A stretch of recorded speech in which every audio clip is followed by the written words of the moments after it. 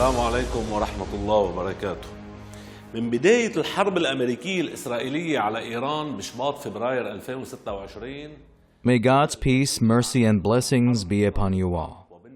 Since the beginning of the American-Israeli war on Iran in February 2026, much has been said about it being the personal war of Donald Trump and Benjamin Netanyahu. That may be true, but this war, like all the wars waged against us and our countries over the past 10 or 15 years in particular, is also the war of Barack Obama, the war that former U.S. President Obama declared on China, specifically on China, frames almost everything that has happened in our region over the past 10, 12, or 15 years. It all falls within the path Obama laid out to contain China.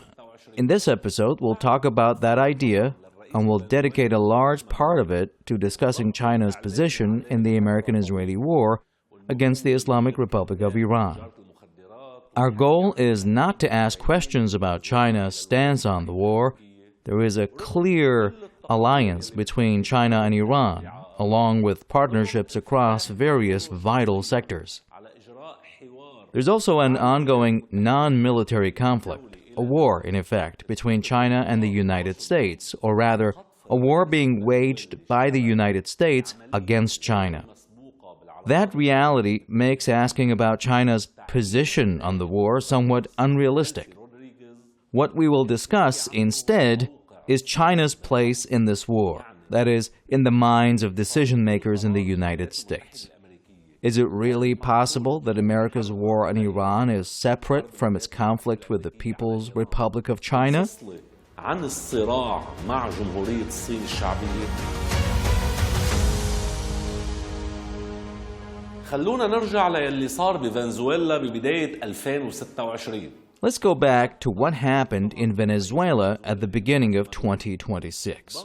After fabricating charges against Venezuelan President Nicolas Maduro and subjecting him to prolonged media pressure, claiming that he was running a drug cartel and overseeing cocaine smuggling from Venezuela to the United States, and despite all the reports confirming the falsehood of these accusations, and despite Maduro's own openness to direct state-to-state dialogue with the United States, a decision was made in Washington to abduct the legitimate Venezuelan president in an unprecedented move in modern international relations.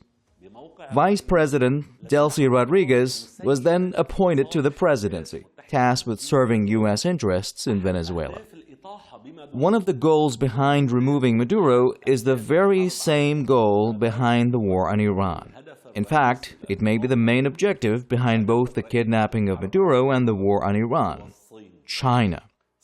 China imports most of its oil from Russia, Venezuela, and Iran. Sanctions on these three countries allow China to buy oil from them at prices lower than global market rates. At the same time, China offers these countries, and many others, a natural, practical, and highly beneficial alternative by carrying out investment projects, opening trade routes, and diversifying economic, security, and military relations. Of course, this is not charity. China is not simply handing out money and technology to these countries. Not at all. It happens in a completely normal way. Contracts between two parties seeking to carry out joint work for mutual benefit through buying, selling, exchange, and the exchange of services.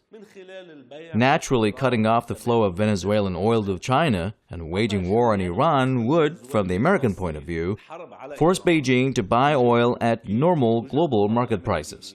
That would raise the daily cost of living for the Chinese people, and more importantly, increasing production costs, leading to higher prices for Chinese goods. In that case, Chinese products would no longer be as attractive to consumers as they are today. Likewise, facing China to buy oil at standard world prices would slow the growth of the Chinese economy and could even reduce the future size of China's economy compared to other countries, chief among them the United States. In other words, toppling the government in Venezuela and seeking to topple the government in Iran and transform these systems into ones subordinate to the United States is part of America's broader war against China. The war we saw through trade tariffs, through customs duties imposed on Chinese goods and on countries that trade with China, is part of the same picture.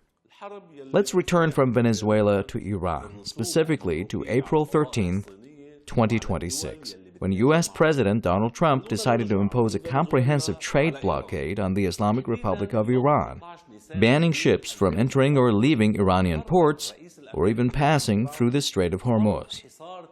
This decision came during the truce that followed 45 days of full-scale American-Israeli military war against Iran, a period during which Iran had imposed its own control over the Strait of Hormuz.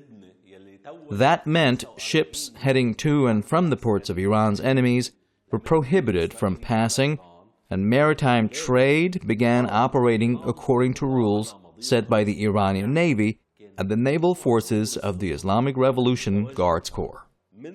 Trade through the Strait of Hormuz was limited to ships bound for friendly countries such as China, or for countries that had signed agreements or established direct communication with Tehran, such as Spain. Many countries, particularly the Arab Persian Gulf states, along with Asian and European countries, raised the alarm over restrictions on freedom of movement through the Strait of Hormuz. The concern here was not limited to their inability to export or import oil and gas. It also involved the disruption of an entire network of transportation, the exchange of raw materials, delays in production processes, and rising costs for both consumers and manufacturers, resulting in even greater pressure on these countries' economies. First, China, first of all, was allowed to continue trade through the Strait of Hormuz, specifically the transport of oil from the Islamic Republic of Iran to China, as well as oil from other countries to China. On the other hand, China also took measures, which we'll discuss shortly, that made it less affected than others by the closure of the Strait of Hormuz, despite everything Donald Trump said to the contrary. But more important than all of this is that the Strait of Hormuz enabled the Islamic Republic of Iran to break American naval dominance without Iran possessing a massive naval fleet capable of directly challenging the U.S. Navy, which dominates most of the world's seas. It turned the Strait of Hormuz into a key card on the negotiating table and helped transform Iran from its sanctioned, besieged regional power into a country capable of negotiating with the United States as an equal. And here we cannot ignore the fact that the development of Iran's naval capabilities, even if still limited compared to U.S. naval power, was carried out through cooperation between Iran on one side and China and Russia on the other. The three countries held annual naval exercises near the Strait of Hormuz, during which, and before and after which, they exchanged technological expertise as well as operational experience in naval confrontations. All three countries benefited together from breaking U.S. naval dominance over strategic waterways around the world. Because the Strait of Hormuz was such an important card, and because it gave Iran and its allies an advanced position, many were surprised that Trump chose the step of imposing a blockade on top of a blockade after agreeing to a 2-week truce between Iran and the United States. What seemed strange was why Trump chose this move after the truce, rather than during active military operations. But the answer is simple. During wartime, if American naval vessels moved close enough to fall within range of Iranian missiles, they would be hit by waves of missiles and drones. During a truce, however, those naval units could approach Iranian waters more safely in order to enforce such a blockade. There's one essential point that must be mentioned regarding the American-Israeli war on Iran. The aggressors badly miscalculated the reaction of the country being attacked. A great deal has been published about the American and Israeli pre-war assessments, their belief that assassinating Iran's leadership, both political and military, killing key officials and bombing military, security, and defense centers deep inside Iran would be enough to drive Iranians into the streets. topple the system and force rapid regime change within the political structure of the Islamic Republic, just as happened in Venezuela. But over the course of 45 days, Iran withstood the greatest military power in history, and during that time, the American-Israeli miscalculation became clear. One of the main pillars of that resilience was the Strait of Hormuz. The United States failed to form any coalition capable of reopening it, and it could not do so alone. Even though it commands the largest navy in the world and dominates most of the world's seas, it still could not break Iranian control over the Strait of Hormuz. This did not happen because Iran possesses a great naval power capable of competing with American or Western naval forces, but simply because, over the years, it developed methods of operation, trained its forces, and armed them in a simple but highly adaptive way, suited specifically to the reality of the Strait of Hormuz, a narrow and extremely sensitive area. That is what allowed Iran to break U.S. dominance in that specific strategic point. But during the truce, with military operations temporarily halted, the American president believed he could now direct U.S. naval power toward the Strait of Hormuz, toward the strait, in order to impose a full blockade on all ships entering or leaving Iranian ports, forcing Iran to make further concessions and pressuring it to return to the negotiating table in the Pakistani capital, Islamabad. This blockade made the war seem not paused but still ongoing, only now through the Strait of Hormuz. Iran remained in control of movement through the strait, while the United States imposed a naval blockade on Iran from outside the strait. At the same time, there were also ongoing skirmishes and reciprocal attacks on ships. In other words, the Americans targeted Iranian vessels, while the Iranians targeted ships attempting to pass through the Strait of Hormuz. These mutual operations were aimed at ensuring each side could impose its own naval control and force the other side to make concessions. So in summary, did Trump succeed in his plan, the so-called blockade of the blockade?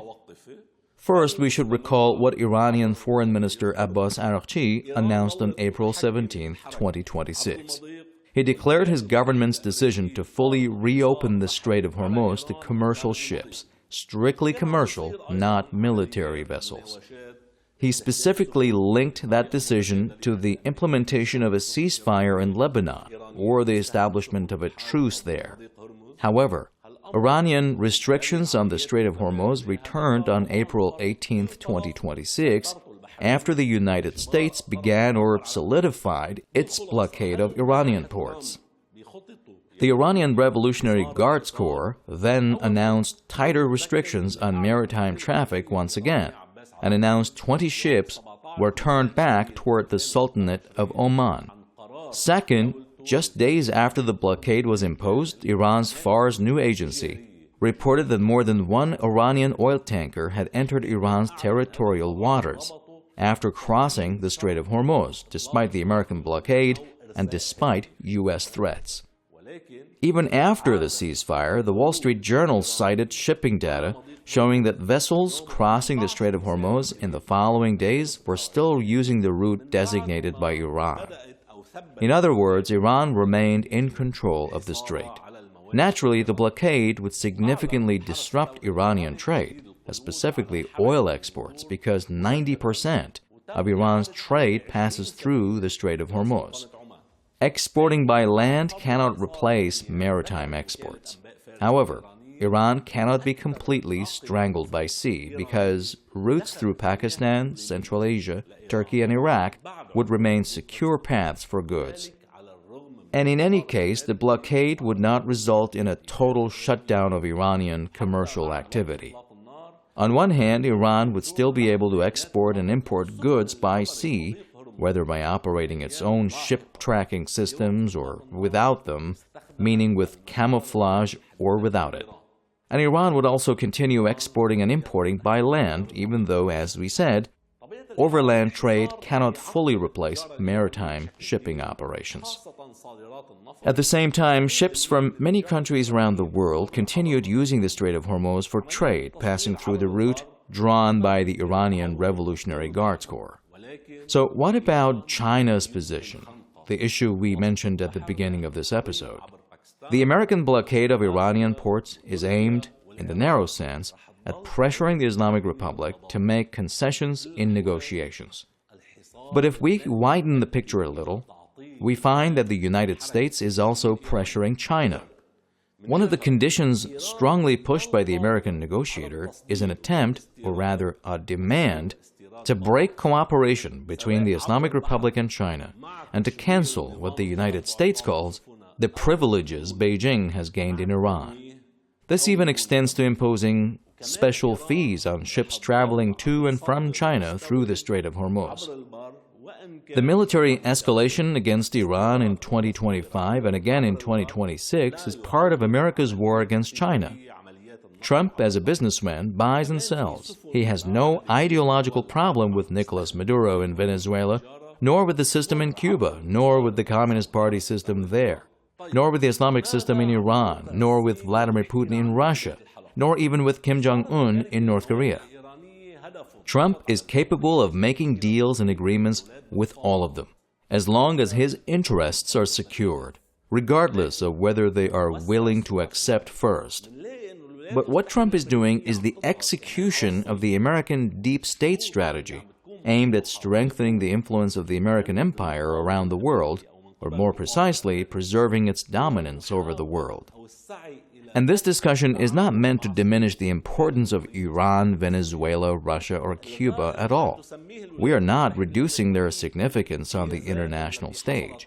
In fact, there is no doubt that these countries, or each one of them individually, have presented a model that deeply disturbs the American empire and all of its allies within the system of global dominance. But the imperial mindset, the mindset of the United States in our current era, sees that these countries and the alliances they built over the years to withstand sanctions and siege would never have succeeded without cooperation with China. That is how the Americans see it. Through its relationships with these countries, whether in South America, West Asia, North Africa, Europe, or Asia, as in Russia's case, China has been able to build connections that, in Washington's eyes, amount to the foundations of an alliance against the global North, aimed at breaking Western dominance, or at the very least, laying the groundwork for such an alliance in the future. East Asia and the Pacific region have always been central to American foreign policy, but this focus became far more aggressive during the presidency of Barack Obama.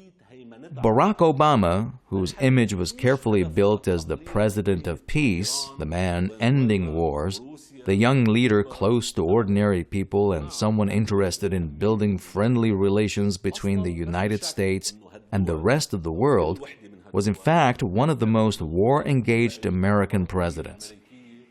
During his election campaign, for example, Obama promised to end the wars in Iraq and Afghanistan. But after being elected, he backed away from that promise. He also escalated American intervention in Afghanistan and launched a new war on Libya under the pretext of preventing dictator Muammar Gaddafi from massacring tens of thousands of civilians. What the United States, its mercenaries, its European allies, and others later did in Libya speaks for itself. As for China, during the administrations of Bill Clinton in the 1990s and later George W. Bush, naval and air weapons systems were deployed in Guam and Japan with the long-term goal of confronting China. The U.S. also began cooperating with Singapore to establish an aircraft carrier base at Changi Naval Base. The George W. Bush administration assigned an additional aircraft carrier to the Pacific and East Asia region. And in 2005, the Pentagon announced that it would deploy 60% of U.S. submarines to Asia, specifically East and South Asia. And despite America's deep military involvement in what it called counterinsurgency campaigns in Iraq and Afghanistan, which in reality meant the occupation of Iraq and Afghanistan, the United States continued increasing spending on U.S. military command in the Pacific and East Asia. In other words, while America was militarily buried in Iraq and Afghanistan, it never forgot the necessity of confronting China. That is why it kept increasing military spending in East Asia and the Pacific. And it was Obama who formally adopted the Pivot to Asia strategy. We can summarize Obama's strategy as an attempt to settle wars across the world, including in our own region, in order to free up American focus for confronting China. One of the clearest expressions of this strategy was the air-sea battle doctrine. This doctrine was first outlined in a classified memo in 2009 before becoming an official paper in 2010.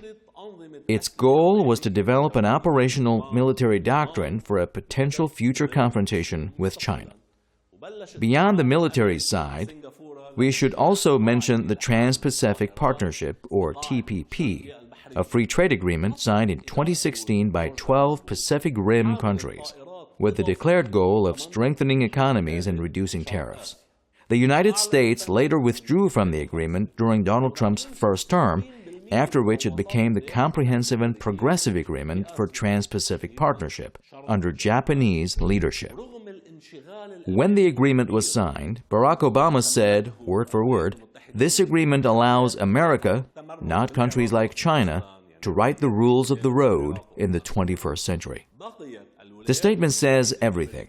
Every alliance the United States builds, whether military, political, economic, commercial, cultural, or even sports-related, has a political objective. Its purpose is always to strengthen the position of the empire. Obama openly admitted at the time that all these countries surrounding China were being brought together to contain China and confront its rise. And if we come back to our own region, the nuclear agreement between Iran and the West, signed by Obama in 2015, had as its primary goal neutralizing Iran's role in our region and in our causes as part of turning the entire region into a favorable environment for Israel. At the time, the American expectation was that the conflict in Syria and Iraq would be decisively settled in favor of the American axis, especially at the height of Daesh's rise and with the later strong return of the U.S. military to Iraq. But later, when it became clear that the outcome of the wars in Syria and Iraq had not gone according to the plans of the United States and its allies, Donald Trump came to power and canceled the nuclear agreement. Trump's goal was to besiege Iran after Obama's attempt to contain it had failed. And both approaches, Obama's attempt to contain Iran and Trump's attempt to isolate it, ultimately served the same strategic goal: reshaping the region. Reshaping our region in a way that suits the United States and its system so it can then focus fully on confronting China in East Asia. And after Trump lost the election to Joe Biden, Biden did not revive the nuclear agreement with Iran. That in itself shows that Trump's withdrawal from the deal reflected the policy of the American state, not merely Donald Trump's personal position. Likewise, the Abraham Accords in 2020, pushed by Donald Trump between Israel and several Arab states such as the UAE, Bahrain, Morocco, and Sudan, and later American behavior under Biden during the war on our region after the Al-Aqsa flood operation, all of it must be understood together with the nuclear deal and the withdrawal from it. All of these stages had one central goal: to settle control over West Asia in favor of America and Israel, in order to pull our region out of the circle of positive engagement with China, and consequently allow the United States to fully concentrate on confronting China in East Asia. In that same context, the war on Iran, whether in 2025 or in 2026, can only be understood. For all these combined reasons, we can say that this war on Iran is the war of Donald Trump and Benjamin Netanyahu, but it is also the war of Joe Biden and the war of Barack Obama. In short, it is the war of the United States of America. So if China is clearly in an open struggle with the United States, the question becomes, why hasn't China taken a clearer stand alongside Iran against the United States, whether militarily or politically? First, because the U.S. has not officially declared war on China, since it understands the enormous cost such a declaration would carry for itself and for the entire world. Instead, the United States constantly presents its wars around the world as wars against terrorism or as efforts to help peoples and spread democracy, along with all the other empty lies. Second, direct Chinese involvement would mean the world suddenly facing war on two fronts, involving a nuclear superpower at extremely sensitive moments that could become catastrophic for both sides. Third, Iran itself is fighting its own war, a war of self-defense, of sovereignty, of national interest, and of preserving its independent choice in our region.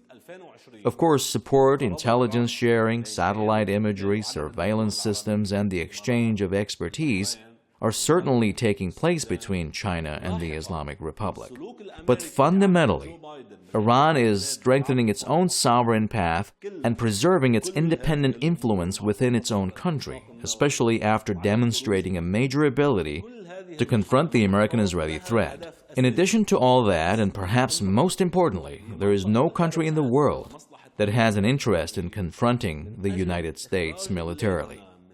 That is why most countries targeted by Washington try to resort to other options, negotiation, maneuvering, and alternatives that help them avoid war because of the enormous cost created by the overwhelming military power of the American army, or rather, the American military machine.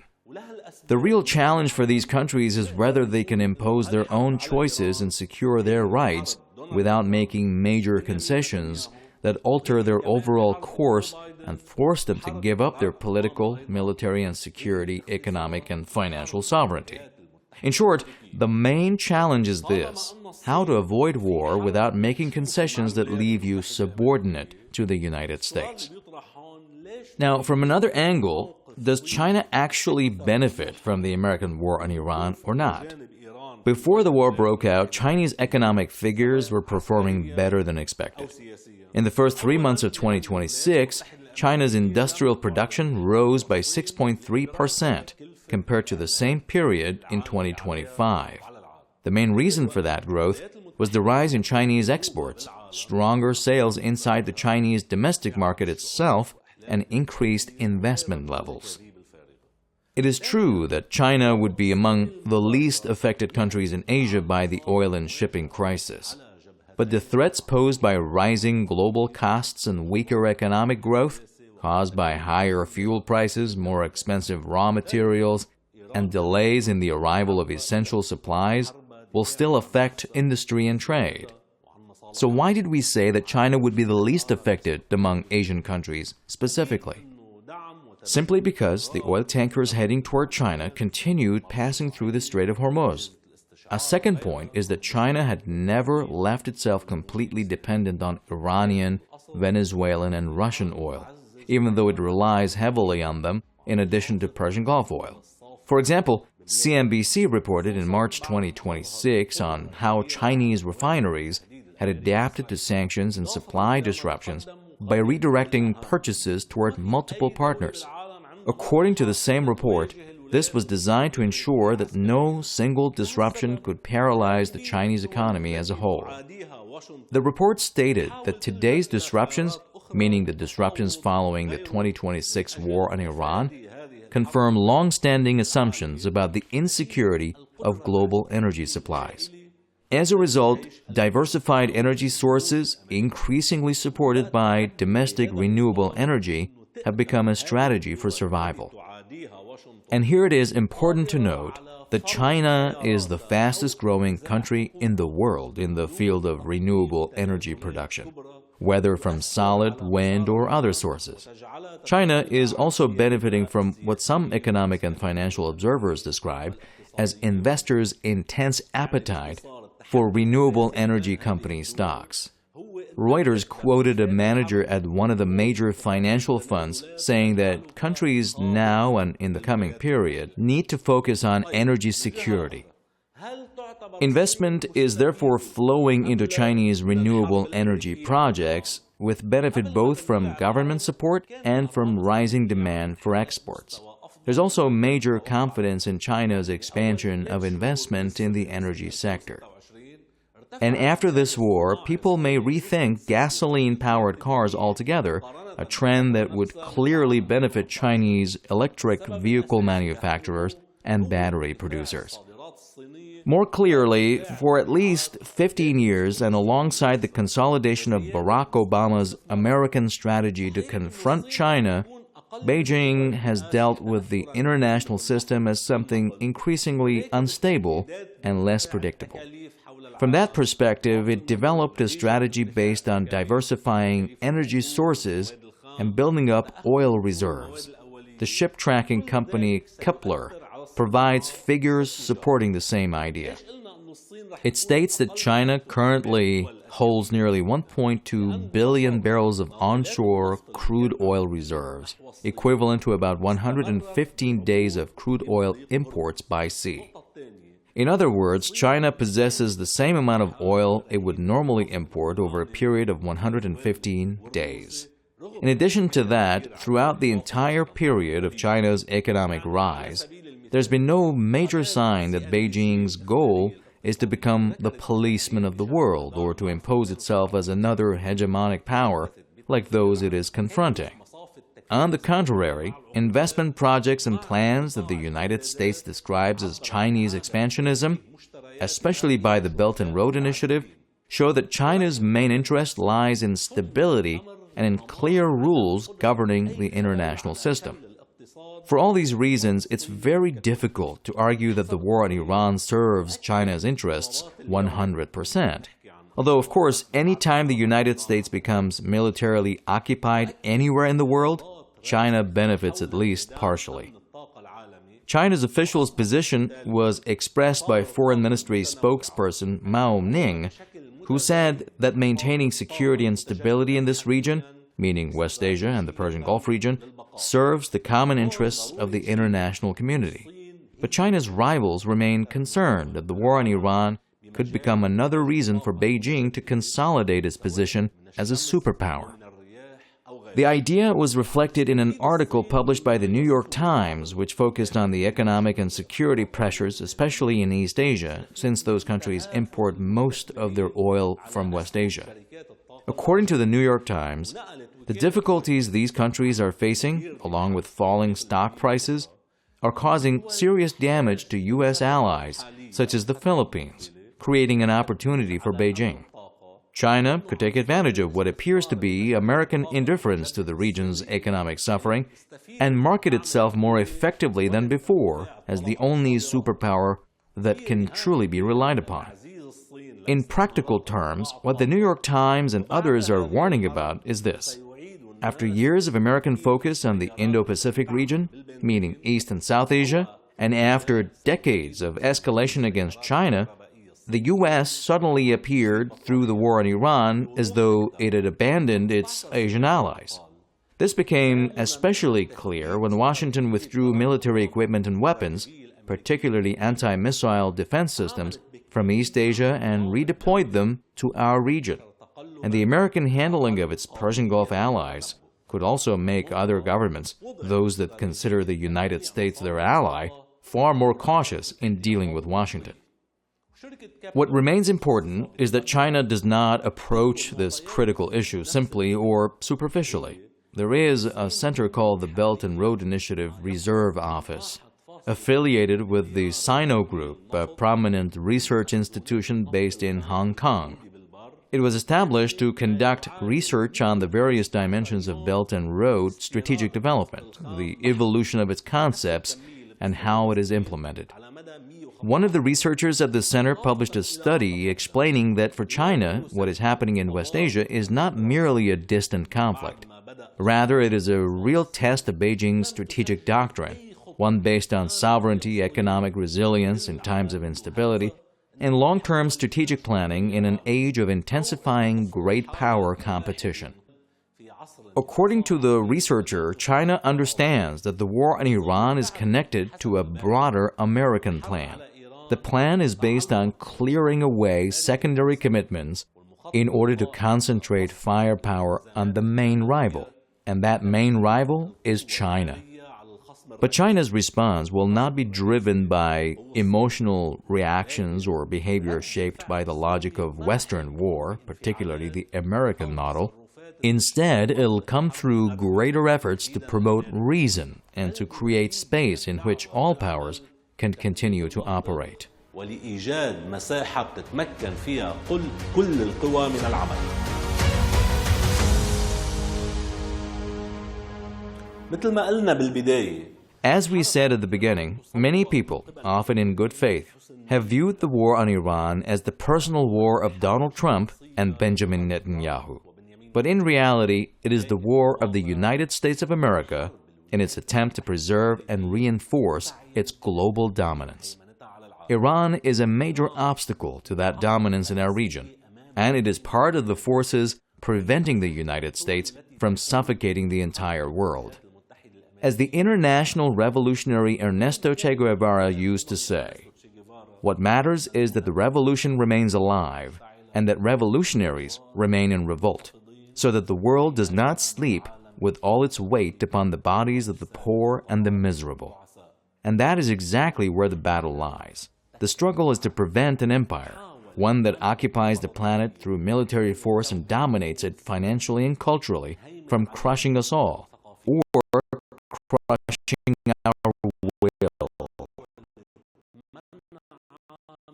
And as Ayatollah Ruhollah Khomeini used to say, the revolution is the revolution of the oppressed against the arrogant powers. Within that system of arrogant powers, names are not what matter. Donald Trump, Benjamin Netanyahu, George W. Bush, George Herbert W. Bush, Barack Obama, all of them are part of one system, working day and night to preserve its dominance over the planet. We'll meet again soon in a new episode, God willing. والتقانا بحلقة جديدة قريبا إن شاء الله.